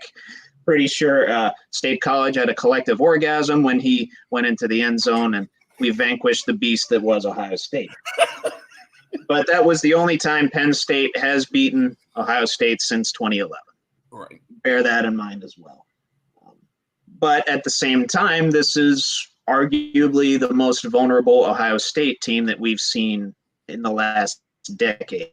Their offense they're coming along now. Kyle McCord is coming along, but they've taken a minute. Their run game, again, coming along, but they've had to win games in not Ohio State fashion when C.J. Stroud was there. And granted, they've found ways to do that. But, yeah, I don't know. Both offenses, they've had cupcakes these last few weeks, and their offensive stats are a little inflated at this point. But anyway, both teams averaging 420 yards a game, and somehow both are 2 of the top 3 scoring defenses in the NCAA. Number 1 is Michigan. So all top 3 scoring defenses in the NCAA, all in the Big Ten right there. Wow. That obviously has a lot to do with the schedule and who everybody's played, but still something to know. And side note, too, Drew Aller, yet to throw a pick this season. 12 touchdowns, no picks, 1,254 yards. He's looked very good, albeit against not very good defenses. But, yeah, Penn State, their defense, again, a lot better than we expected. They're leading the NCAA in yards allowed, and they're second in the NCAA with 27 sacks. So this could be a slugfest. This could be a shootout. We don't really know. Could be something in between. That's my guess is what it's going to be. But Penn State, Ohio State in the horseshoe. Ohio State favored by 4. What do we think? Well, hold on here. Sorry, Trevor. I thought you were going to keep going. No, I'm good. This is going to piss off Penn State fans. Can Franklin not fucking choke? Can we get a good game plan? Nate brought up that point, and now I'm concerned. UMass before them. That is not a good combination. I don't know. I hope Penn State wins, but they've had our number. They've had our fucking number. So, Nate, I don't know. Ohio State, 1 possession game. Damn. James Franklin doesn't get it done again because I don't think he's capable of it. God Until he damn. proves to me otherwise, I'm picking Ohio State. Fuck. I hate to say it, Nate, and we know Penn State fans that are very high on this particular Penn State team to potentially make the playoffs and make a run at the national title. Until that happens, I got to pick against James Franklin as well. It's weird. Of course, I'm a fan of Notre Dame, Penn State, and we've both had coaches that have gotten us almost there, but have not gotten us there. We haven't been able to break through that glass ceiling, so to speak.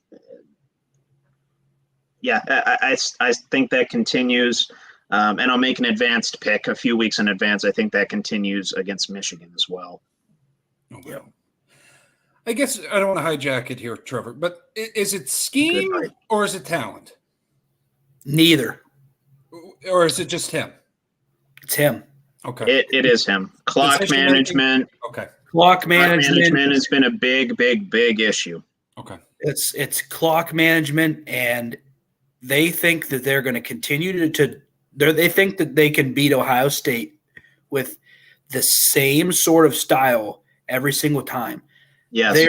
Their trenches have not been good enough to do it. That's what it comes down to. Yeah, sure. I think that marginally Ohio State has better skill guys. Michigan doesn't. No way. Nobody. No. How can anybody even say that? Michigan's had some good skill guys. Don't get me wrong. But Penn State has had better skill guys in the Franklin Harbaugh eras, for sure, with a few exceptions each way. Sure. Yes. But what it comes down to is our trenches are just not good enough. They're just not. They're not. And I understand this year we have a lock top 5 pick, Olu Fashanu on our offensive line. We got some really great defensive linemen as well. But I just don't think it's enough. I especially don't think it's enough against Michigan.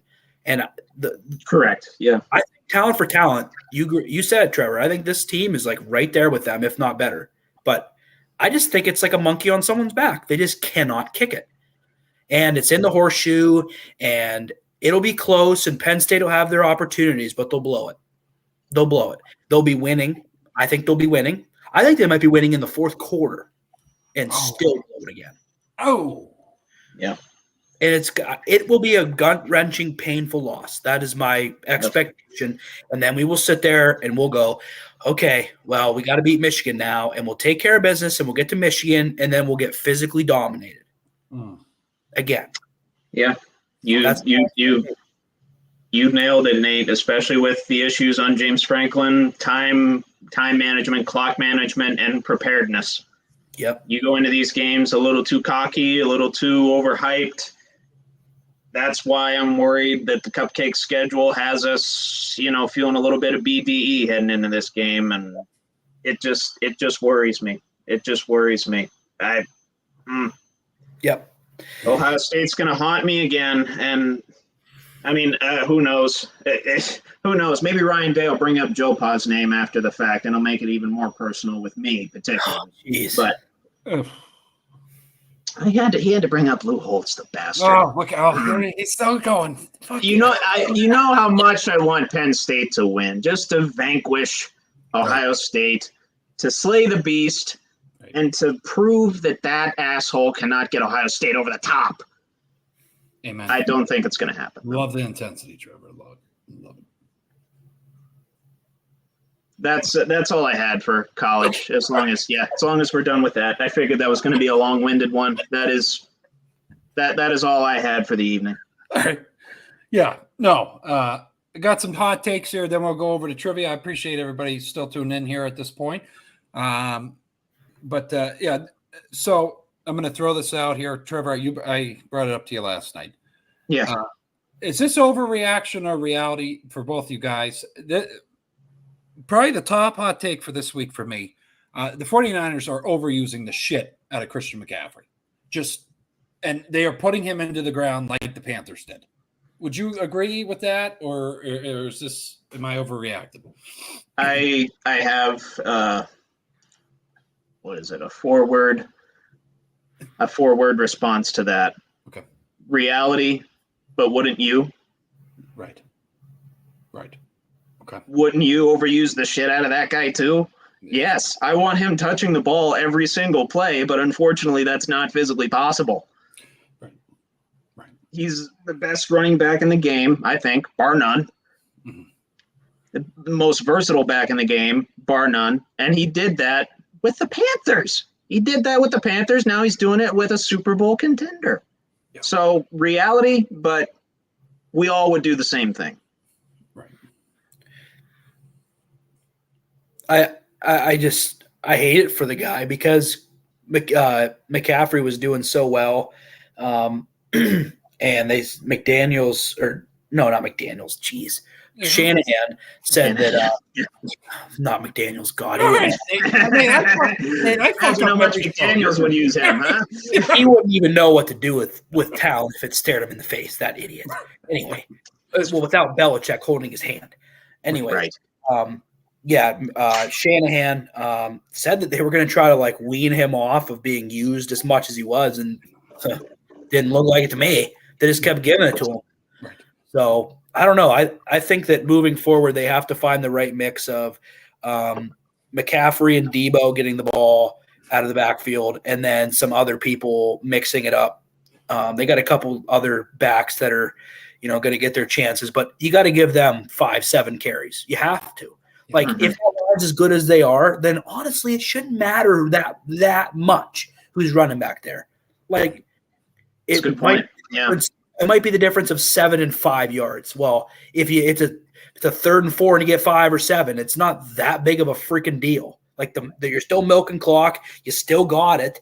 You still took a carry away from McCaffrey or Debo to keep them healthy, because that's what you need to do with those guys. You got to keep them healthy. You got to find enough touches, but enough away from the ball to make sure it's worthwhile. So, yeah, I think it was reality they were overusing him slightly, especially this early in the season. They need to figure out some other receiving options besides Brandon Ayuk, because Debo hasn't been particularly phenomenal in the passing attack this year. He's been okay, to say the least, but not great. So they got to figure out some more options, continue to get Kittle involved. Kittle's another one with usage, though. Yes. Kind of had some injuries. So you kind of got to watch him too. But I don't know. Yeah, reality, I think they started to just overuse him just a little bit, and they need to be mindful of it going forward because their defense is good enough to get him in as long as people stay healthy. Oh, God, no. They just got to score 2 points. Okay, they'll be in every game. That is an absolute championship defense. You know what they say, people pay tickets for the offense, but defense wins championships. And that defense travels. That defense travels. They're the same team. Oh my God, yes. Every week. Yeah. Doesn't matter. Doesn't matter if they're in Pittsburgh, LA, Miami. It doesn't matter. Right. Yep. I mean, just to add on to that the statistic side of it. So he's had 110 carries. That's second in the NFL. Then he's had 134 touches, and that leads the league. So he's averaging fucking 22.3 touches per game. Which is exactly what he did in Carolina. It's too much. You got to get him down to 15 to 18. You got to get him 15 to 18. Yeah. He doesn't need 4 touchdowns, 3 touchdowns in some of these games. Put in somebody else. Right. Goodness gracious. They got a couple other guys that are competent. Right. If you're like first and goal at the 1, first and goal at the 2, put the backups in. Yeah. You're telling me that freaking offensive line can't get them in there and forge cracks? Really? Come on now. Who cares about the fantasy owner, Shanahan? Right. You want to win the damn Super Bowl or not? Come on. You're out. God, Nate, you're attacking all the NFL head coaches tonight. Nobody's safe. Stupid. Well, it's to the point. And then but he came out like a month ago and goes, yeah, we know we're overusing them. We'll use them less. And then he doesn't do it. Yeah. Right. It's scary on FanDuel, Trevor, and you can attest to this. When you're like plus 240 on getting 2+ touchdowns every game, that's a little fucking concerning, Nate. Oh yeah, no, it's concerning, but mostly profitable. Yes, it is. That one game we made out, but I'm going to say a bold thing here, and this is not kissing Trevor's ass even more. By the looks of the team all around, the Lions are the best team in the NFC, in my opinion. My opinion, we just talked about the best team in the NFC. Well, still. Yep. Okay. You mean hottest? Not hottest. Not hottest, best. Could all right. Be. If we're saying best, we just talked about them. Okay. Would you put them right behind? 2A, 2B with the Eagles. Yeah, third best to me. Eagles. Okay. 2, and then Lions 3. Okay. You think they could compete with the 49ers? Yes. Oh, absolutely. Okay. Absolutely. Okay. No, I just 100%. Yes. If they were to play each other right now, that spread would be under 3. Yeah, it'd be a tough game. Okay. What else do we got here? Shit, I had it. Are the Bengals going to go on a run? I say no. Nate, we're on the same page here. You want to take it or you want me to take that. Joe Burrow. Nate, last week was terrible. Don't do that. You should have never said it. Hey, hang on, boys. Let me check my watch here. Okay, let me check my calendar. Okay, that's right. We are 2 weeks away from Joe-vember, fellas. November, here it comes. 2 weeks away from Joe-vember. It is not November. It is not nut November. It is Joe-vember. Right. No shave November. No. Nope, it's no, I ain't. No, this is staying. Whatever it's going to be down to here by the time November's done. But November is coming. Okay, just wait. And it doesn't matter how injured he is now. It doesn't matter how bad he looks now. November hits and a switch flips. Yep. Okay. And he looked more versatile the last 2 games. He was getting out. Correct. Now the Seahawks, they're a good team. They proved that, and everybody knew the Seahawks there might be the 4th best team in the NFC. Honestly, they're pretty good. But there's an argument for that, yes. Yeah, they proved that they can play. That was a big win. I don't, and Seattle travels well to the East Coast under Pete Carroll. They do well. They're pretty good at that.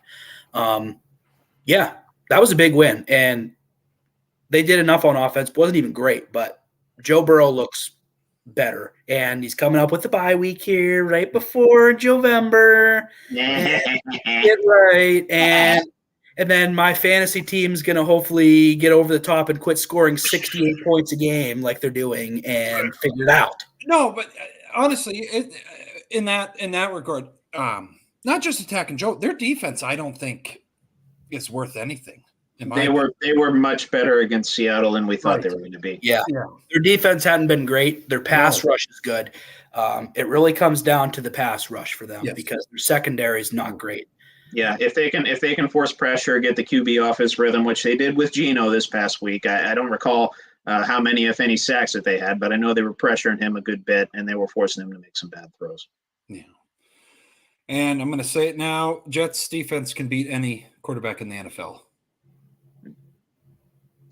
Ooh. Say that again because I cut out. Sorry, you're good, Nate. Jets defense can beat any quarterback in the NFL, like top-tier quarterback. If they're on, I think they can. What's the segment? Reality or overreaction? Yes. Reality. I'm saying reality. Yeah. Reality. I wholeheartedly believe in that Jets defense, which is weird to say about anything relating to the New York Jets. But I believe in that Jets defense. I believe in Sauce Gardner. I believe in Quentin Williams, C.J. Mosley, all of them. Yes. They can compete with anybody. Yeah. They competed with the Chiefs. Yeah. That's all I'm saying. They competed with the Chiefs. Bullshit holding call, but and they beat the Eagles this past weekend. Right. For the first time ever. For the first time ever, by the way. By the way, they've played 3 games against arguably the top 3 quarterbacks in the NFL. Hurts, Mahomes, and Allen. Yeah. You know how many interceptions they forced against them all? 8. 3 games. It's pretty damn good. Can they compete with anybody? Yeah. Yes, they can. Okay. I agree with that. The only thing I'll add is the when, because there's a when to this. Can these guys sustain this again 2 years in a row? That's a good point. Right. That's what I want to know. Right now, yes. But, are these guys going to be so doggone tired in December that it ain't going to matter? I don't know. I kind of hope not. I'm okay with the Jets finally winning. I like Aaron Rodgers. I like this team. They're cool to watch on Hard Knocks. Right. I'm not really annoyed with this fan base. They've been so putrid for like a decade. Mm-hmm. I didn't like them with Mark Sanchez, but this is a different era. Beside the point. Right. Rex Ryan too. He's oh yeah. Oh fuck. So yes. Right now, cutting it off there. Continue, Nate. Right now, yes, but let's see how this is. Let's see the sustainability, because man, that might change our answer. And I know that's a one wrinkle to this, but right now, yes, for sure. Yeah, it's reality. I know, and I can't go back in time, but I'll tell you right now, if Rodgers healthy right now, and the defense is playing, they're up there with the 49ers. I'm going to be quite honest with you. I mean, holy shit. With Rodgers playing, yes. Yeah.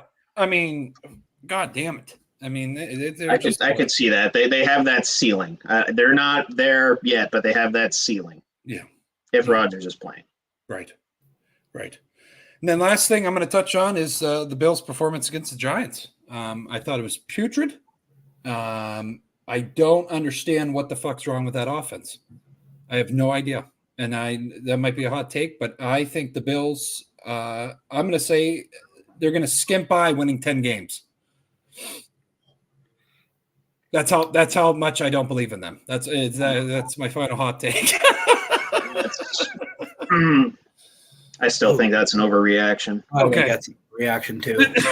We'll win more than 10 games. Come on now. Okay. Yeah, it's still their division to lose. I don't think they're winning a division this year. I think No. Miami's good. Miami.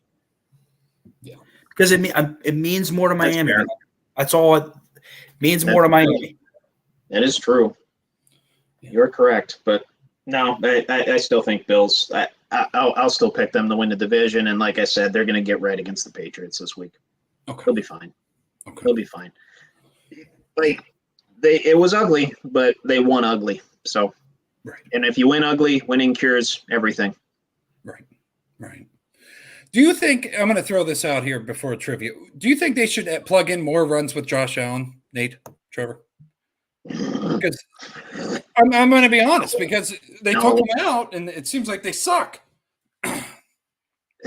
No, don't get your quarterback hurt, man. All right. Don't get your quarterback hurt. I don't want to see that. Okay. Give the ball to James Cook. Well, I guess you can't really. Yeah, Damian Harris is hurt now, but you have some decent running backs. Get him the ball. Oh, okay. There's no answer. Sorry, I'm having technical difficulties on my end. I think I figured it out. You're good. More design runs with Josh Allen? Yeah. No. Okay. Man, I know we bitched about it, but then it's like, holy shit.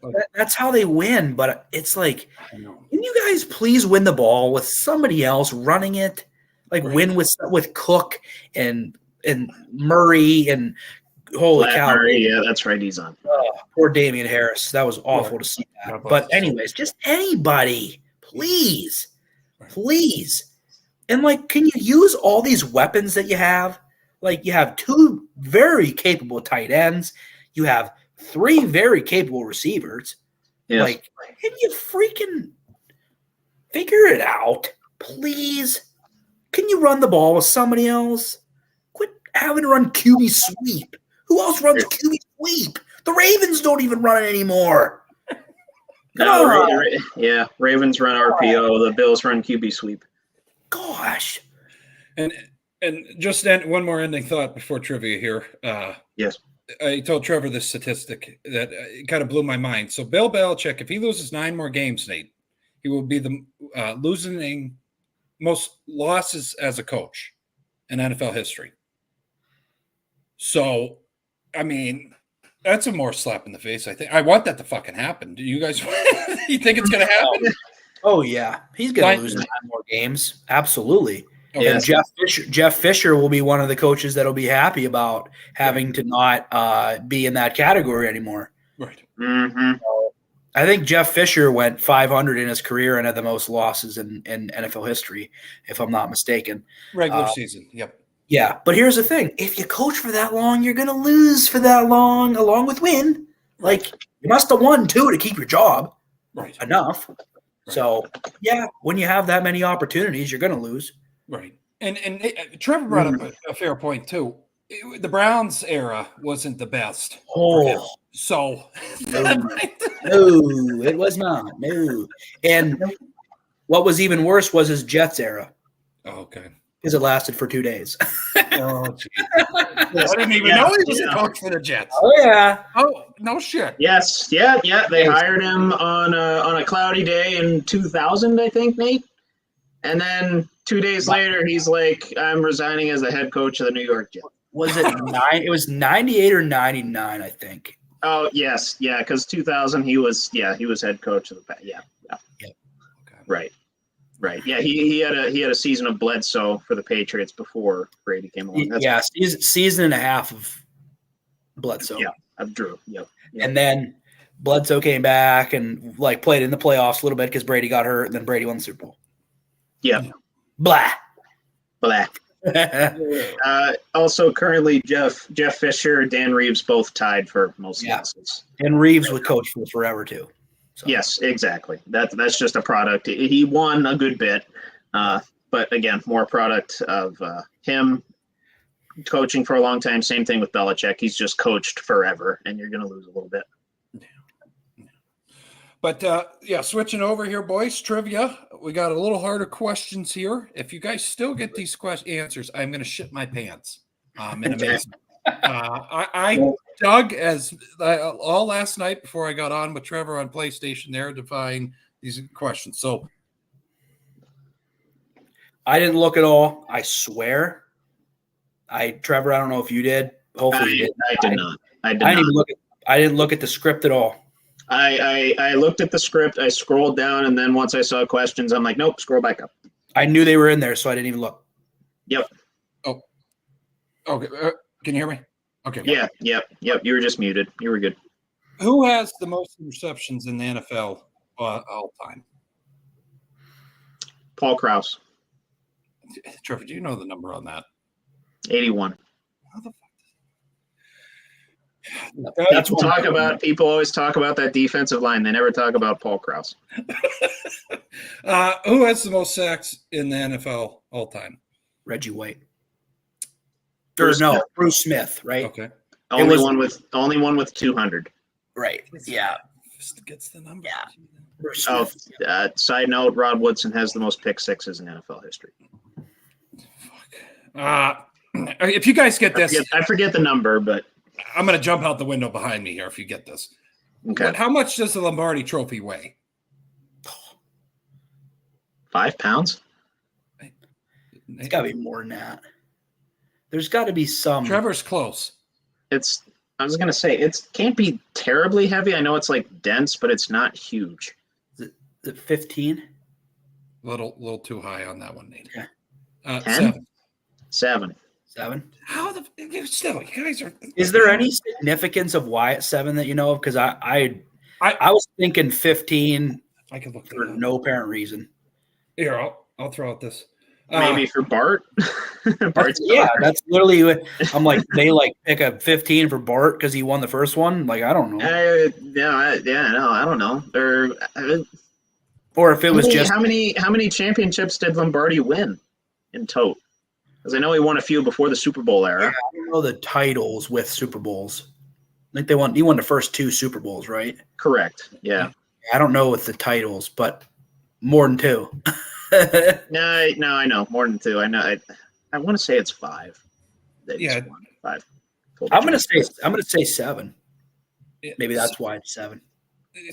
I'm not seeing the significance for that because it's 22 inches high. Yeah, 22 inches high and 7 pounds, approximately. They probably might fuck up the mold a couple times. Nate, I was right. Lombardi won 5 total championships, including those Super Bowls. Yep. So I think that's probably why I guessed 5. Pretty good in that era, considering the Bears and Lions were also incredibly good. Right. Correct. Yeah. Well, Lions pre-Bobby Lane curse. Yep. Which NFL stadium has the largest seating capacity?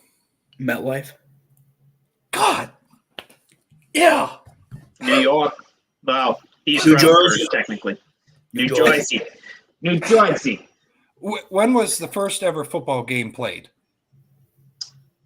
NFL or total? First ever? Football first game. Ever NFL. Football game. Yeah. First football game. Recorded. 1846? You're close. I mean, yeah. Oh. Because I know college was a thing way, way before. Obviously, the service academies. I believe that they're the ones that started it up. I remember seeing Hall of Fame, but I forget. It's in the 1860s, Drew. Yes, it is. Yeah, probably after the Civil War. Oh my God. Oh, that's true. Yeah. 1869. 1869. And it was in Ohio, I believe. I didn't. Yeah, I don't that's know why the Hall of Fame is where it is. Yeah. It's the birthplace of football. That's why it's there. Okay. Yep. Yeah. Which 2 college teams played in the first ever football game? Was it Yale and Harvard? You're right on that. You're right. You're close. Harvard and Brown. Harvard. Well, what the fuck is that league? Ivy League. It's an Ivy League school against, but I don't know if you guys get the second. Was it Yale and Cornell? Mm-mm. Man, college who was the team that John Heisman 222-0 Cumberland? No, was it Harvard Penn or Penn Yale? Mm-mm. No, I'll give you guys one more guess. Harvard, Princeton. Princeton is they faced somebody else though. Jeez. Give it to us, Drew. Rutgers. Princeton, Rutgers. Yeah, makes sense. They're both in New Jersey. Yeah. Mm-hmm. God, you guys still fuck. I knew it was Ivy, but I just had the teams wrong. Correct. Yeah, I was thinking Sardis Academies. I was wrong on that. Rutgers wasn't Ivy, but they're baby Ivy. Jesus. Yeah. And I got one more thing to end the show because Trevor, I brought it up last night, and we cannot touch on it because I hate that son of a bitch. Antonio Brown arrested in Florida for failing to pay child support. Yep.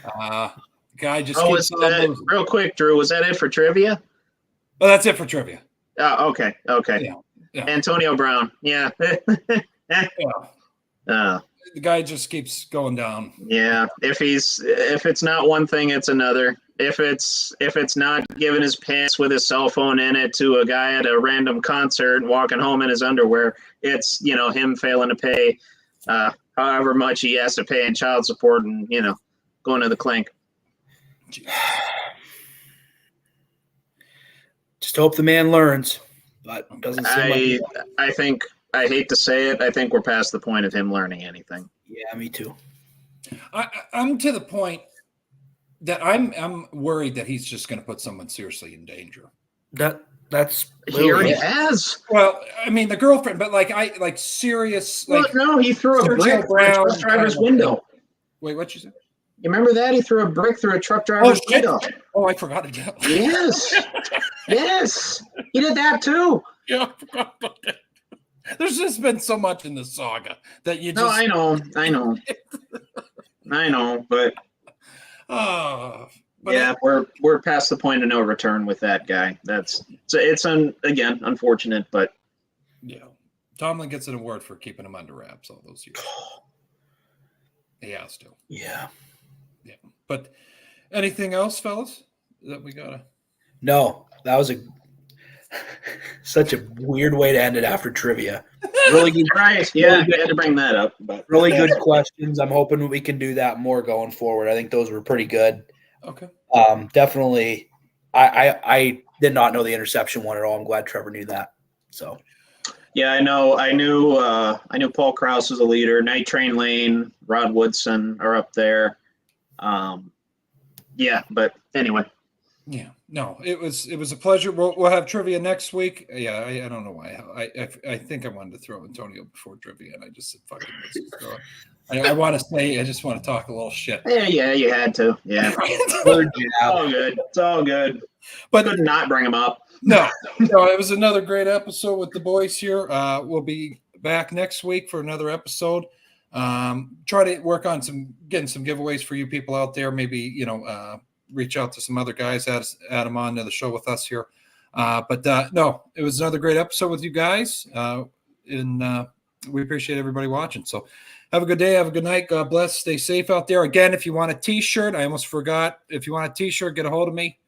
I'm dealing with the company. They're being assholes, but we're going to get through the design process.